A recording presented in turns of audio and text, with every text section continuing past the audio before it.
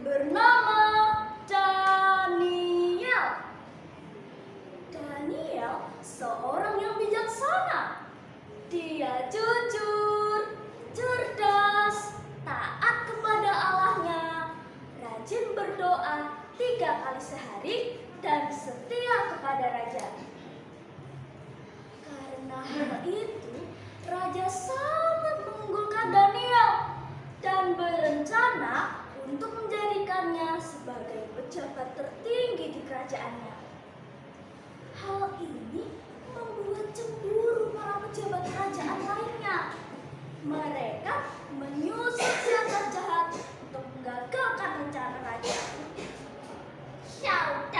Saudara-saudara, kita harus menemukan kesalahan Daniel dalam urusan kerajaan. Tapi, apakah alasannya ya? Bagaimana dalam hal ibadahnya kepada Allah? Nah, ayo kita ajukan peraturan yang ditandatangani raja agar tidak bisa dibatalkan siapapun. Dan yang berani melanggarnya, ia harus dicampakkan ke dalam gua singa. Setujukah saudara-saudara? Semua pejabat itu setuju dan segera menghadap raja. Teman-teman, para pejabat tinggi itu mengajukan peraturan yang berisi selama 30 hari siapapun tidak boleh menyembah dewa atau menyembah orang manapun selain menyembah kepada Raja Darius. Yang berani melanggarnya, ia harus dicampakkan ke dalam gua singa berisi singa-singa yang kelaparan. Karena Raja Darius tidak tahu rencana jahat para pejabat tinggi, maka ditandatanganilah peraturan itu. Begitu Daniel tahu peraturan itu sudah ditandatangani raja, Daniel tidak merasa gentar. Dia tetap berdoa 3 kali sehari. Pada suatu hari, ketika Daniel sedang berdoa di lantai atas rumahnya dengan jendela yang terbuka dan menghadap ke Yerusalem, tiba-tiba datanglah rombongan para pejabat tinggi itu. Mereka melihat Daniel sedang berdoa. Dalam hati mereka sangat puas karena mereka mendapat bukti atas pelanggaran Daniel.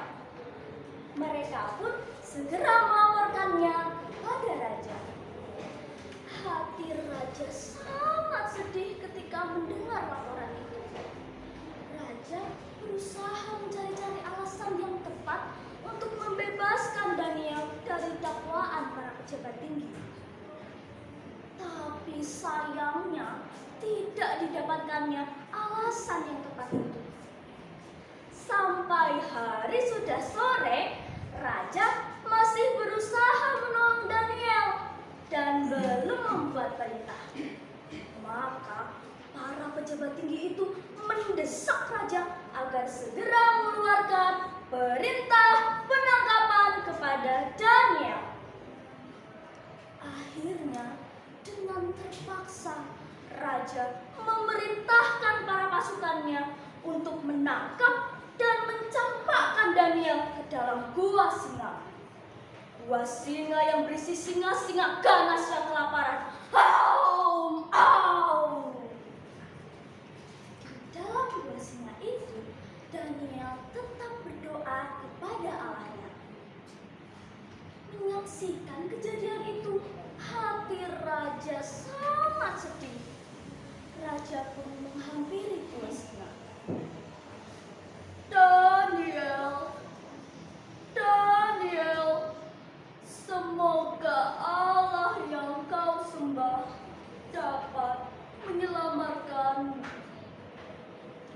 Kemudian teman-teman, gua singa ditutup dengan batu yang sangat besar dan dicat dengan cincin raja dan bangsawan. Kemudian dengan sedih, raja pun pulang kembali ke istana. Semalaman pikiran raja kacau memikirkan keadaan Daniel. Keesokan harinya, pagi-pagi buta, raja bersama para pasukannya bergegas menuju ke gua singa. Dan dengan sayu, raja memanggil Daniel. Daniel, Daniel, apakah Allah yang kau sembah dapat menyelamatkanmu? Terdengarlah suara Daniel dari dalam gua singa. Ya Raja, semoga Raja hidup selama-lamanya. Allahku telah mengutus para malaikatnya untuk menutup mulut singa-singa ini, sehingga hamba tidak dilukai. Sebab Allah tahu hamba tidak bersalah kepada Allah dan juga tidak bersalah kepada Tuanku Raja. Mendengar suara Daniel masih ada di dalam gua singa, hati raja sangat senang. Raja segera memerintahkan para pasukannya untuk menarik keluar Daniel dari dalam gua singa. Raja terkejut karena Daniel tidak cedera sedikit pun karena imannya pada Allah.